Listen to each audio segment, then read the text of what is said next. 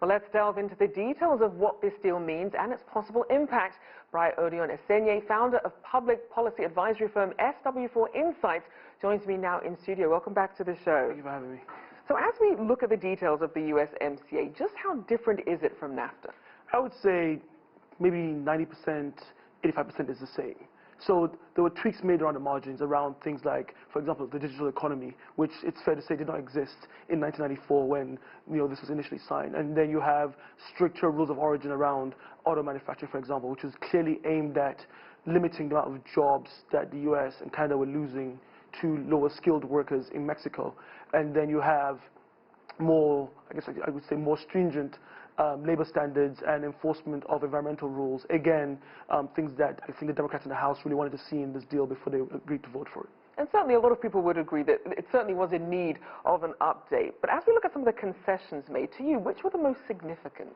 Well, I think there is a concern that with the tweaks that were made to where auto manufacturers can now produce their parts and then ship it across borders, and the limits to that now, there's concern that you might see an uptick in auto prices for consumers. This is not a guaranteed thing, but there is that concern there. And then the Canadian dairy market for the longest time was closed off, shall we say, to US farmers, and now those barriers have been brought down. So let's look at some reaction. I mean, since this renegotiation was first proposed, Mexico now has a new president. Prime Minister Trudeau lost his majority in Parliament. How is this revised deal being viewed by Canada and Mexico? I think in terms of the more increased and stringent labor standards that the Democrats pushed to include in this deal, I think you will see some concern among Mexican businesses that their costs are going to go up, that they will be forced to provide more that will then make them less competitive vis-a-vis the US and Canada.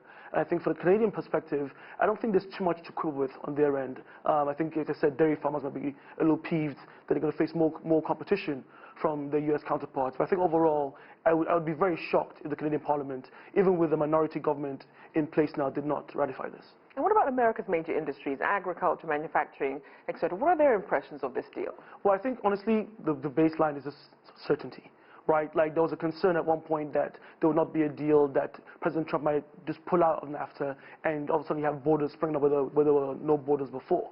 So I think that return to some level of business as usual, with again minor tweaks here and there, I think is good. I think although if you're a pharmaceutical company, you're not so happy because the initial deal that was negotiated before the Democrats won the House had a 10-year protection for biologics, which are drugs made from organic materials. That's no longer there. I think it's been revised down to 8.